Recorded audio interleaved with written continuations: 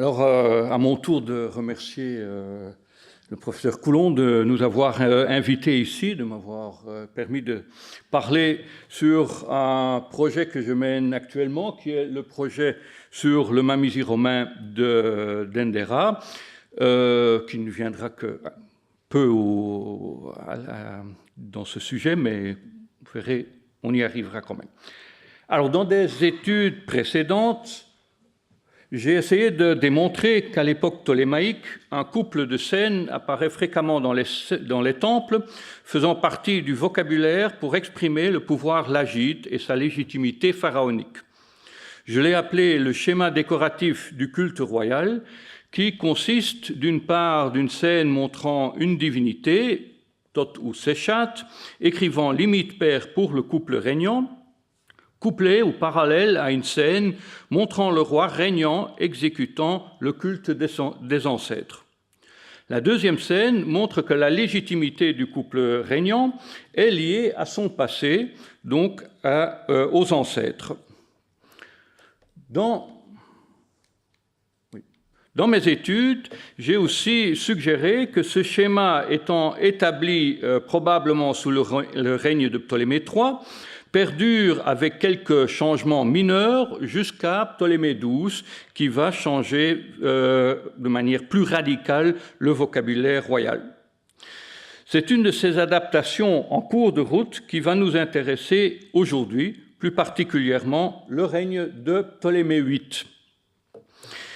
Parmi les schémas que ce roi a déployés sur ces parois de ses temples, celui des parois extérieures du Naos d'Edfou est particulièrement intéressant. La scène de la rédaction de limite paire a été scindée en deux parois qui permettent de les distribuer sur la paroi est et ouest du Naos et qui a permis d'insérer dans le schéma les deux reines du roi, Cléopâtre II et III. Les scènes des ancêtres sont alors placées au-dessus de ces scènes, le roi restant ainsi, comme le veut la tradition, lié à son passé. Mais les scènes de la rédaction introduisent un élément nouveau qui est le fils héritier. Successeur de son père, il relie le roi avec son futur et à long terme, il garantit que le roi régnant un jour deviendra lui-même l'ancêtre et changera donc de côté ou de scène, pourrait-on dire, en recevant à son tour le culte des ancêtres. Une scène semblable apparaît dans le Mamisi d'Edfou et c'est cette scène qui va être notre point de départ pour notre question centrale, c'est-à-dire comment est-ce que la décoration des Mamisi exprime l'idéologie royale lagide et comment est-ce que roi-enfant et Dieu-enfant sont mis en relation dans ce contexte. C'est donc l'enfant royal faisant partie de la cour qui va être au centre de nos intérêts.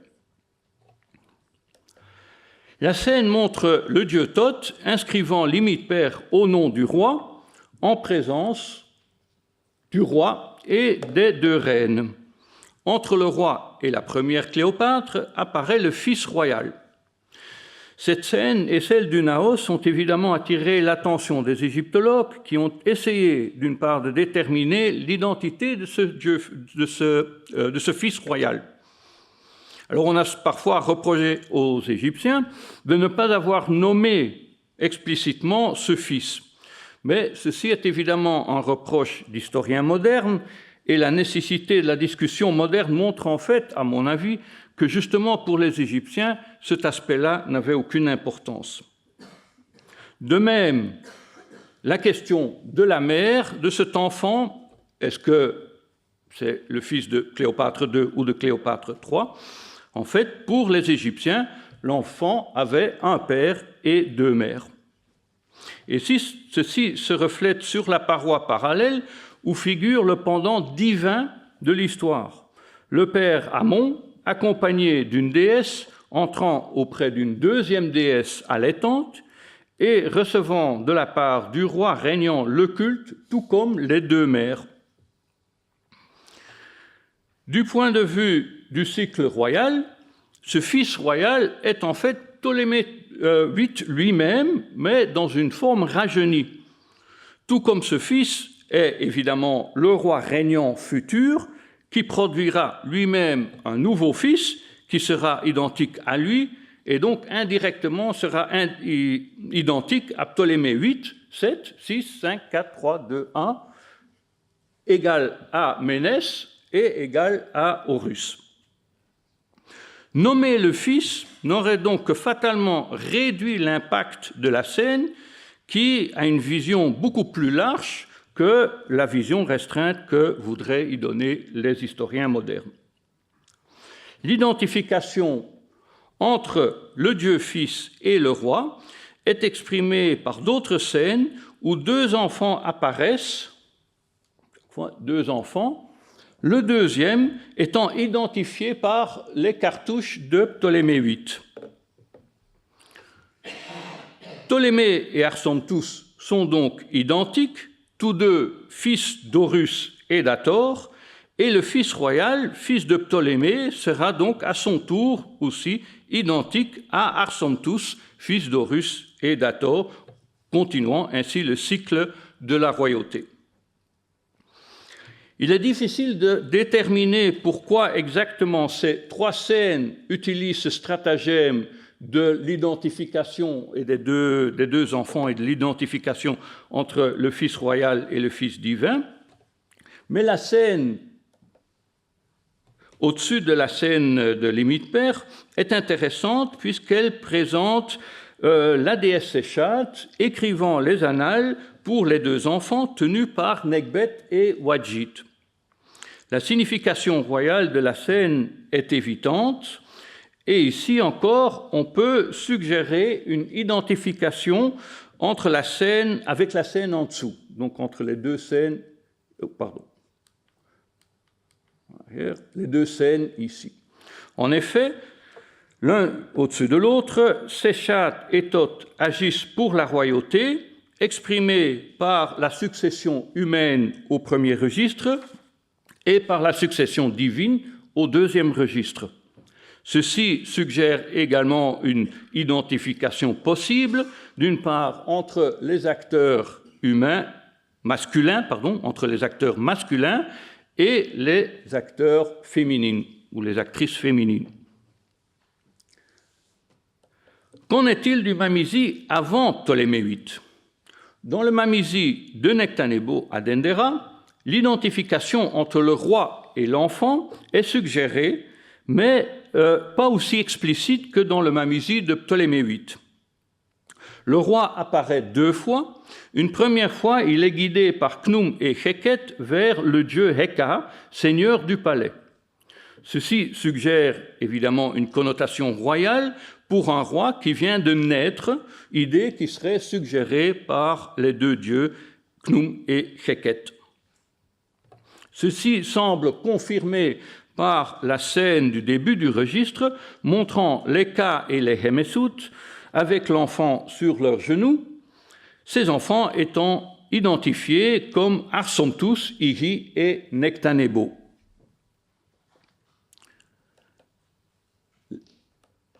La version de Philet semble avoir suivi en grande ligne la version de Nectanebo. La scène des deux dieux guides est présente, mais les cartouches sont restées vides. Les cartouches au-dessus du roi, ici, sont restées vides. Deux rois ont ajouté postérieurement leur nom, Ptolémée IV et Ptolémée III, créant ainsi la grande discussion sur la datation de ce Mamizi et de son décor. La scène des Ka et des Hemesut, qui aurait dû se trouver au début du registre, est absente. Peut-être qu'elle se trouvait sur une autre paroi, peut-être la paroi sud, qui a été probablement réaménagée plus tardivement. Il est intéressant de voir que dans ce Mamizi, Ptolémée VIII a ajouté une salle qui est intéressante aussi pour notre propos. Le thème de la royauté d'Horus se développe principalement sur la paroi arrière de la salle, avec une représentation de la déesse allaitante au premier registre et le faucon au deuxième registre, chacun représenté dans le marais. Pour le reste, il est étonnant de voir que l'enfant divin est assez absent sur ces parois, ou au moins peu important. Harpocrate n'apparaît que 2 fois, et toujours en 3e position. Khonsu et Arsomptus n'apparaissent là aussi que pour compléter la triade respective de Thèbes et d'Edfu, et une seule scène est dédiée à Arendotès, si on peut le considérer comme un dieu enfant. Point d'interrogation. Une seule scène montre la déesse allaitante avec un dieu fils qui reste anonyme. Cette même déesse réapparaît au premier registre. Ces scènes présentent une anomalie qui va nous intéresser. En effet, la colonne latérale divine des scènes, de manière classique, débute par le signe du soleil à 2 urilles. On lit traditionnellement Nesubiti, roi de Haute et de Basse-Égypte. Que ce soit pour une divinité masculine ou pour une divinité féminine. Chaque fois, nous avons le soleil au début de cette colonne. Cette colonne fait le pendant avec le signe du faucon, Ankh Necher Nefer, qui débute la colonne latérale du roi. C'est également le cas dans les 2 premières scènes du premier registre. En effet, on retrouve le soleil au début, d'une part pour Hathor, accompagné d'Harpocrate, et le soleil pour Osiris, Isis, Arendotès. Donc féminin, masculin.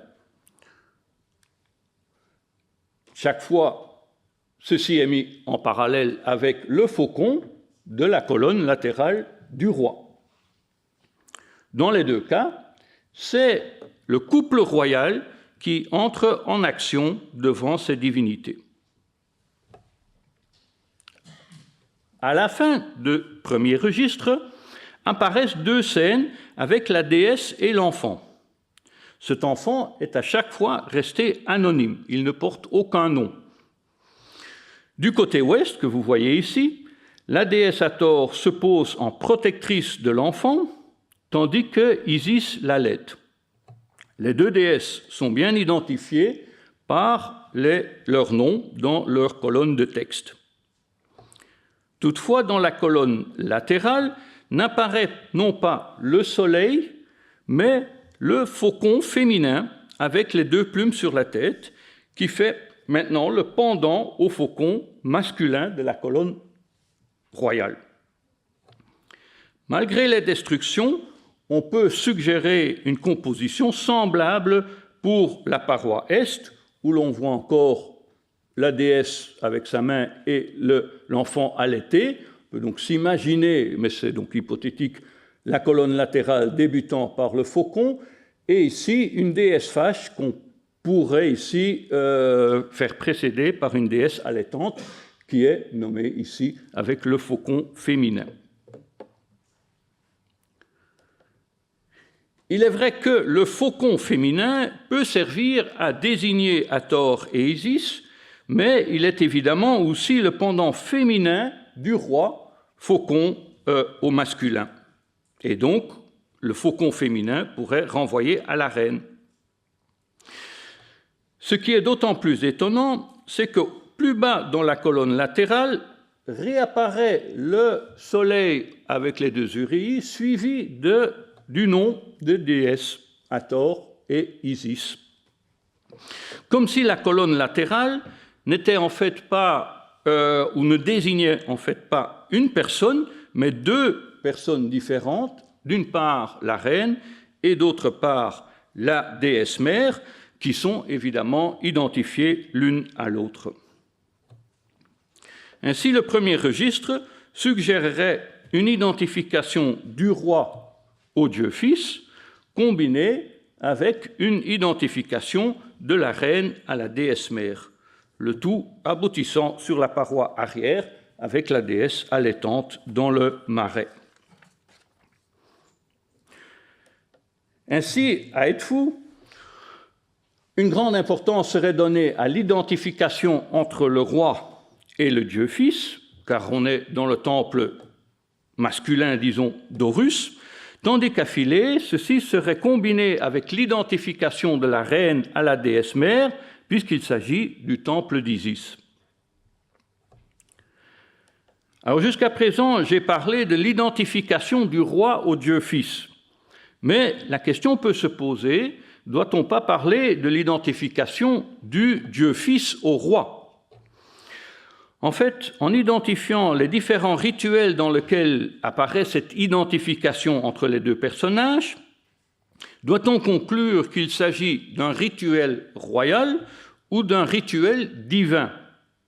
Ou, si on part de l'idée que les deux sont en fait identiques, on peut l'exprimer autrement. Est-ce que c'est un rituel exécuté pour le roi ou pour le Dieu? Nous retournons pour cela au Mamiside d'Endera, le Mamiside de Nectanebo, dans le kiosque construit par Ptolémée VIII. On y trouve face à face le couronnement du roi et l'offrande des couronnes au Dieu Fils.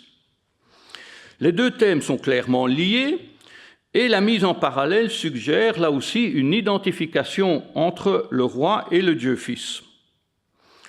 En regardant le contexte de ces scènes, on constate qu'elles font partie d'un rituel plus large qu'on appelle le rituel de la montée royale, rituel introductif à un rituel plus complexe. Alors ce rituel de la montée royale est un rituel exécuté par et pour le roi. Ce rituel n'est jamais exécuté pour le Dieu et commence toujours par la fameuse scène du roi sortant du palais. La reine apparaissant dans la scène de l'offrande des couronnes pourrait suggérer, bien que dans ce cas-ci les textes ne le soutiennent pas vraiment, mais on pourrait suggérer un jeu semblable à celui de Philae, avec une identification d'une part entre le roi et le Dieu Fils, et entre la déesse mère et la reine.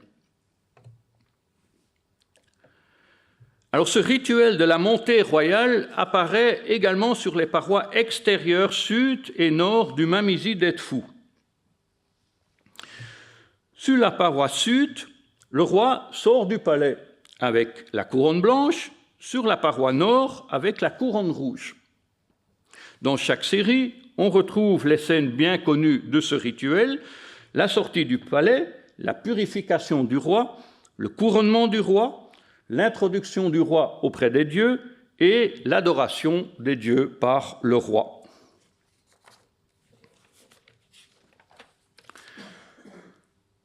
Dans la série Nord, le roi apparaît normalement dans chaque scène identifié par ses cartouches. Par contre, dans la série Sud, on remarque que seules la première et la cinquième scène présentent les cartouches. Les scènes du milieu, donc 2, 3 et 4, n'ont pas de cartouches. De plus, dans la série Nord, le roi se dirige de manière habituelle, dans ce cas-ci, de gauche à droite. Dans la série Sud, on s'attend au roi se dirigeant vers la gauche, donc de droite à gauche. On peut toutefois remarquer que seules de nouveau la première et la cinquième scène se dirigent vers la gauche, tandis que dans les scènes 2, 3 et 4, le personnage est inversé.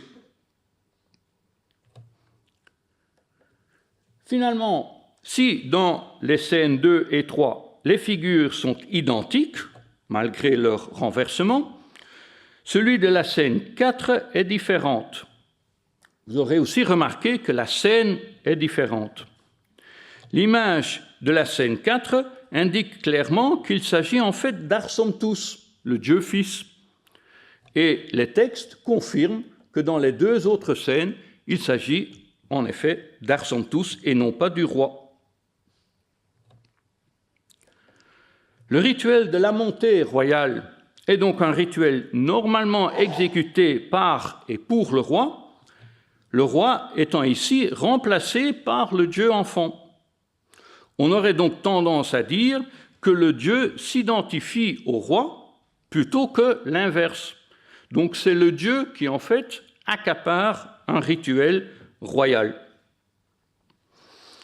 Alors n'oublions pas que les scènes de la naissance divine elle-même sont en fait à l'origine des scènes de naissance royale qui ont été accaparées par le Dieu Fils.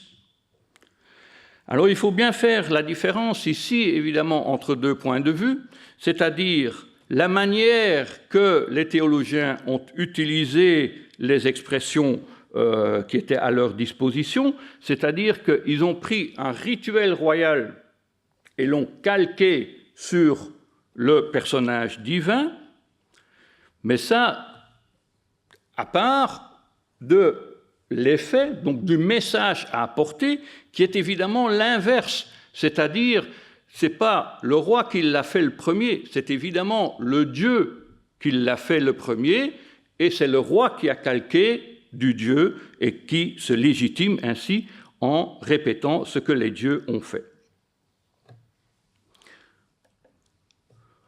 Posons-nous encore une dernière question. Est-ce que ces conceptions ont toujours été les mêmes? Est-ce que de l'époque de Nectanebo, ou peut-être Saïte, si on veut retourner un peu plus en arrière, est-ce que l'époque de Nectanebo a déterminé le schéma du Mamizi et est-ce que celui-ci a été copié pendant 500 ans jusqu'à Trajan pour donc, le Mamizi romain à Dendera? Est-ce que ceci a été répété donc, pendant 500 ans de manière servile? Regardons pour cela un dernier groupe de scènes, la rédaction des annales. Dans ces scènes, on a traditionnellement un dieu de l'écriture, Thoth ou Séchat, écrivant quelque chose sur un roseau pour une autre personne. Sur la paroi arrière du sanctuaire du Mamizi de Nectanebo, à Dendera, on voit Thoth et Séchat agissant tous les deux pour le Dieu enfant. Les textes sont clairs, les deux dieux parlent à la deuxième personne du masculin, à la divinité Fils. La mère elle-même agit, tout comme tous les autres dieux, pour l'enfant. Dans le Mamizi d'Edfu, comme nous avons vu, Séchat et Thoth agissent, respectivement Séchat pour le monde divin, ou au niveau du monde divin, et Thoth agissant pour le roi, donc dans le monde humain. Ceci nous pousse à donc identifier le monde humain et le monde divin, le roi et le Dieu enfant. Donc cela pour le règne de Ptolémée VIII. Dans la salle des offrandes du Mamizi de Nectanebo, datant, donc un ajout datant de l'époque de Ptolémée XII, Thoth agit maintenant pour l'enfant, tandis que Séchat agit pour la déesse mère. Cette déesse mère devient maintenant la régente de son fils, qui a pris sur elle la royauté avant de la passer à son fils. Et comme on peut le lire, c'est elle qui prend en main le Mekès et l'imite père, et le donnera alors, par conséquence, plus tard, à son fils. Cette idée semblable apparaît sur les parois, sur la paroi arrière du sanctuaire du Mamizi romain que j'ai présenté dernièrement à Leipzig, où toute l'attention est portée vers la déesse régente. La royauté du Fils passe donc par un stade où c'est la déesse qui détient le pouvoir. Ceci est exprimé par les paroles de Ré, qui offre en fait son pouvoir à son fils. On peut en effet lire ici « Je te donne » au féminin ma maison, mon trône, mes possessions étant établies sur mon trône. Donc ça veut dire qu'en fait, Ré passe d'abord son pouvoir à la déesse Hathor, qui le passera ensuite à son fils Iji ou Arsomptus. Ce qu'on doit surtout remarquer, c'est justement dans ce cadre-là l'importance des scènes d'investiture de la déesse Hathor qu'on retrouve ici et qu'on retrouve à multiples autres endroits à Dendera. Donc ce sont des scènes bien connues qui en fait établissent Hathor comme successeur de Ré. Ce qu'il faut en plus remarquer, c'est l'absence totale du roi sur cette paroi. D'ailleurs, cette idée est continuée sur les parois latérales, où l'on voit le dieu Thoth et Ré s'avançant vers la déesse Hathor. Les paroles aussi bien d'Hathor que de Thoth invitent le roi ou Ré-Orakti à venir vers la déesse pour voir son fils.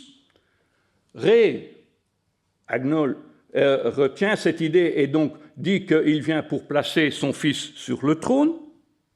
Mais en même temps, on peut voir que les paroles de Ré et de Thoth passent aussi le pouvoir à la reine. Donc le dieu Thoth inscrit pour toi au féminin les annales, et je te donne ici de nouveau cette même phrase de Ré, je te donne ma maison, mon trône, etc., donc à la déesse.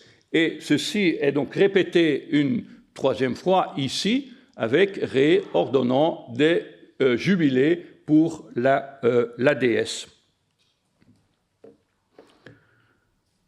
Alors la question qui se pose, et auquel pour le moment je n'ai pas encore de réponse définitive, c'est de savoir s'il s'agit ici d'un développement thématique spécifique à Dendera, ou c'est un développement chronologique, c'est-à-dire un changement de conception du pouvoir dans cette expression de la relation entre le roi et le Dieu-Fils, le roi étant donc, dans le cas du dernier Mamisi, totalement absent.